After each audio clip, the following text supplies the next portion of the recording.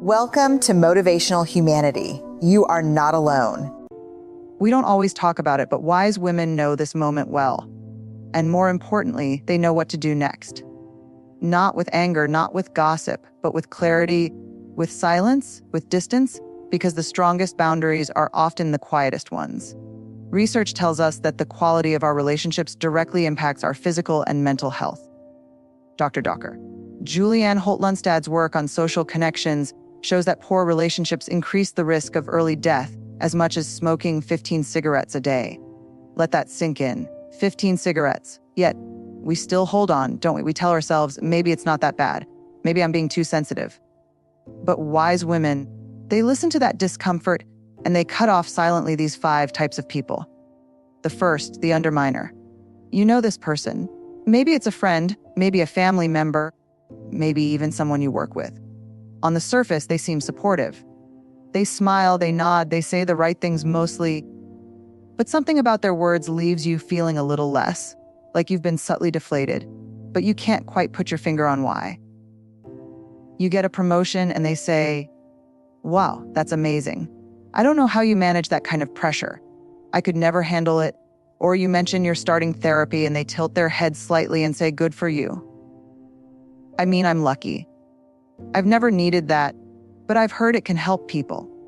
It's the pause, the hesitation, that little edge wrapped up in concern or humility, and it chips away at you piece by piece. Psychologists call it passive undermining, but we know it as that feeling in your gut. You walk away from those conversations thinking, was that support or was that something else?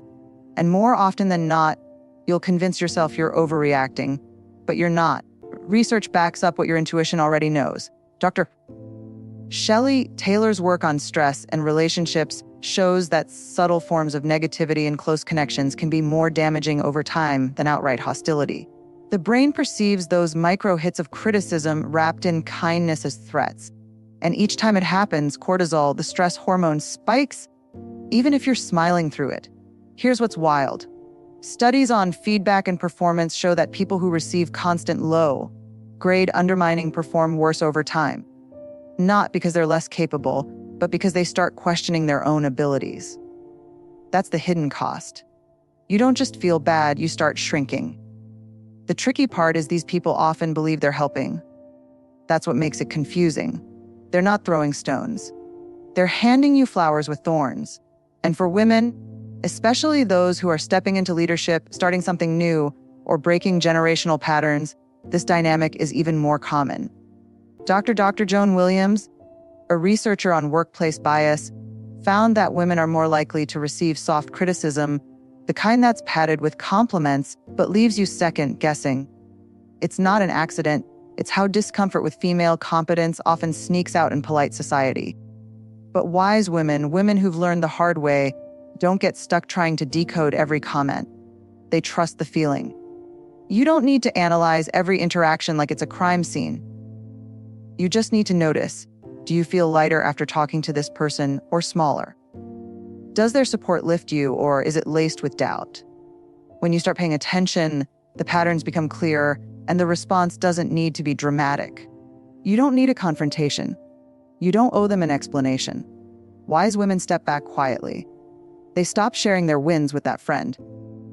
They don't bring their new ideas to that colleague. They choose safer spaces for their joy and their growth.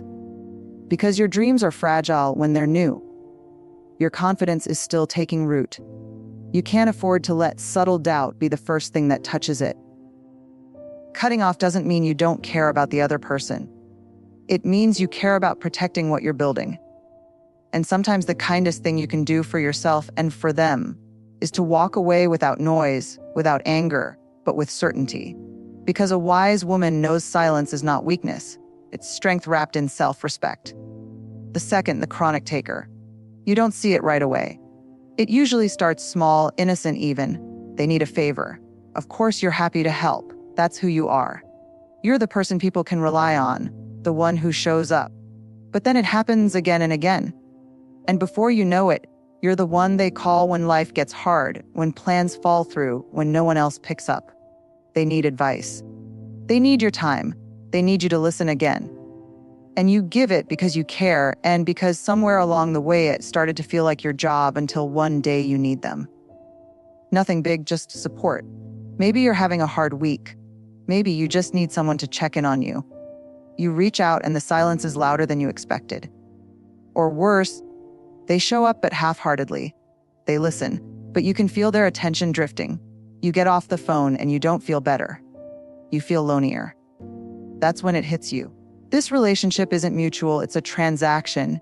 You give, they take. Research on emotional labor, a term coined by sociologist Dr.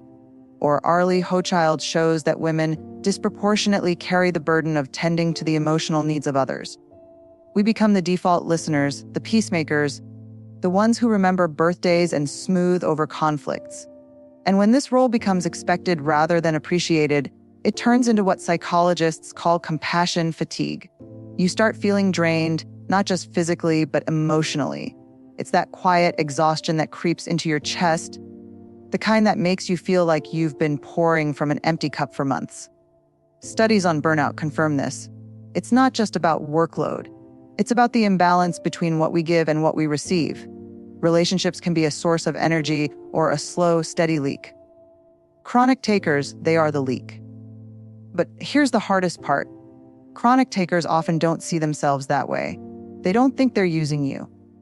In their mind, they're just leaning on someone who's strong, someone who always knows what to say. And that's the danger. You start to believe it too. You tell yourself, they need me. I can handle it. I'm strong.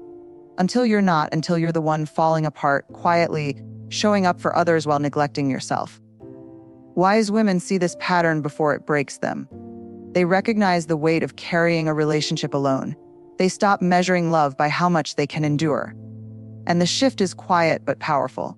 They stop over-explaining. They don't text back immediately. They let the call go to voicemail. Not out of anger, but out of self-respect. Because here's the truth. Real connection is reciprocal.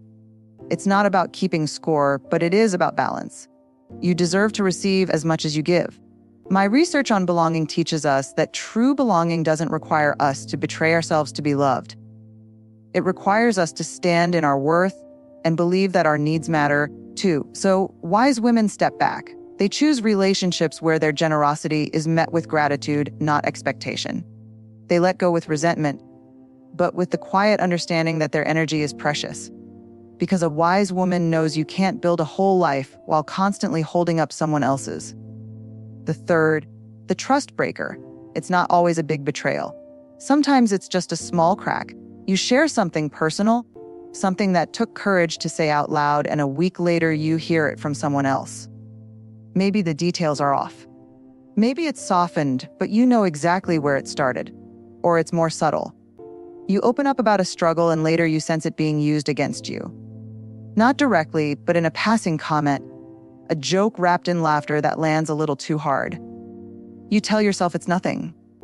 You give them the benefit of the doubt. You say, they didn't mean it like that. I'm being sensitive, but your body knows better. That ache in your chest, the heat rising in your face. It's not overreacting, it's your nervous system recognizing a breach. Dr. John Gottman, a leading researcher on relationships, found that trust is built in the smallest moments.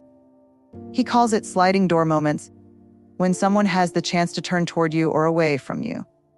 Over time, those small choices add up to safety or disconnection. Trust is not built in grand gestures.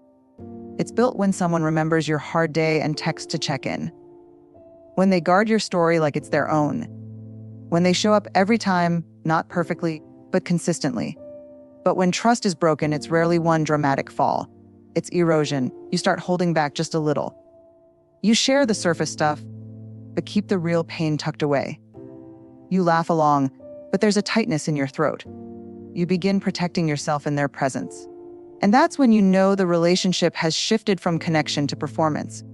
Dr. Paul Zach's research on oxytocin, the hormone that bonds us, shows that it surges when we feel emotionally safe. When trust is present, our bodies relax. Our guard lowers, we can be vulnerable. But when trust is compromised, cortisol takes over. We tense up, we scan for danger. Even if we're smiling on the outside, wise women feel this shift. They don't need evidence or confrontation. They trust the tightening in their chest, the instinct to pull back. 'Cause here's the truth. Explaining why someone should be trustworthy never works. Trust is not demanded, it's demonstrated. So wise women stop chasing it. They stop trying to convince someone to handle their heart carefully. They let distance do the talking. They don't announce it. They just start choosing other people. People who hold their stories with care. This isn't about perfection. Everyone gets it wrong sometimes. But wise women know the difference between a mistake and a pattern. When someone repeatedly makes you feel unsafe with your own truth, that's not clumsiness. That's a choice. And choosing to cut them off quietly is not cruelty. It's self-protection. Because a wise woman knows her voice, her story, they are sacred, and not everyone has earned the right to hear them. The fourth, the drama magnet. You recognize them almost instantly, though it takes time to admit what you're seeing. Every conversation is a crisis. Every day is a new conflict. There's always someone who's wronged them, someone who didn't meet their expectations, someone they're furious with or heartbroken over. This week, at first you lean in, you want to help. That's what good friends do, right? You listen. You offer advice. You try to bring perspective. You think maybe they just need support right now. Life gets hard. But then you start noticing the pattern. The names change, the details shift, but the story is always the same. It's not just a bad week, it's every week. And somehow they're always the victim, always at the center, stirring the pot, even when things could have settled. You tell yourself you're being compassionate, but if you're honest, you feel exhausted. You get off the phone and your heart's racing like it's your problem. You check your messages at night, already bracing for the next wave. That's not connection. That's emotional hijacking. Dr. Susan David, a psychologist who studies emotional agility, talks about how unchecked emotional reactivity, being constantly caught in the highs and lows, creates stress, not only for the person experiencing it, but for everyone around them. Our brains are wired for emotional contagion. Neuroscientists have found that we mirror the emotions of those we interact with, often without realizing it. If someone is in constant turmoil, your nervous system absorbs it like secondhand smoke. And it's not just mental, it's physical. Chronic exposure to high-stress relationships triggers cortisol surges that wear down your immune system, mess with your sleep, and over time can even increase the risk of heart disease. But here's the part that's hardest to admit. Sometimes we stay because a part of us likes feeling needed. Being the stable one, the voice of reason, that can feel like purpose. It can make you feel important until it doesn't. Until you realize their chaos is starting to drown out your peace. Wise women catch this before it breaks them. They stop mistaking someone else's crisis for their calling. They learn that stepping back isn't abandonment. It's clarity. It's understanding that you can care about someone without carrying their emotional load. You can offer empathy without climbing into their storm. The shift is subtle. You stop asking for every update.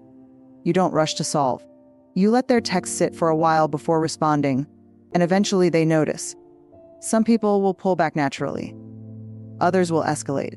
They'll accuse you of changing, of not being there the way you used to be. That's when you'll know your role in their life was never about mutual support. It was about keeping their emotional world spinning. But wise women don't rush to defend themselves. They know that protecting their peace is not selfish. It's essential because a wise woman knows you can love someone and still choose yourself. The fifth, the subtle competitor. It doesn't always look like competition at first. Sometimes it looks like friendship, maybe even admiration. They cheer you on loudly, publicly. But there's something beneath the surface. You feel it in the quick comparison when you share good news. You hear it in the wow, must be nice. When you get an opportunity, you see it in the tension when life starts going well for you. It's subtle, but it's there. When you succeed, their smile tightens just a little. When you struggle, they lean in a little too comfortably and it leaves you questioning, am I imagining this? Because they're not cruel. They don't tear you down outright. They celebrate you, but something about their celebration leaves you feeling watched. Social comparison theory, first developed by psychologist Leon Festinger, explains why this is so common. We're wired to evaluate ourselves in relation to others. It's how we gauge progress, how we measure success. But when comparison takes root in a relationship, it shifts the dynamic. Your win starts to feel like their loss, darker. Kristen Neff's research on self-compassion shows that people who lack a foundation of self-worth often struggle to celebrate others. Your success feels like proof of their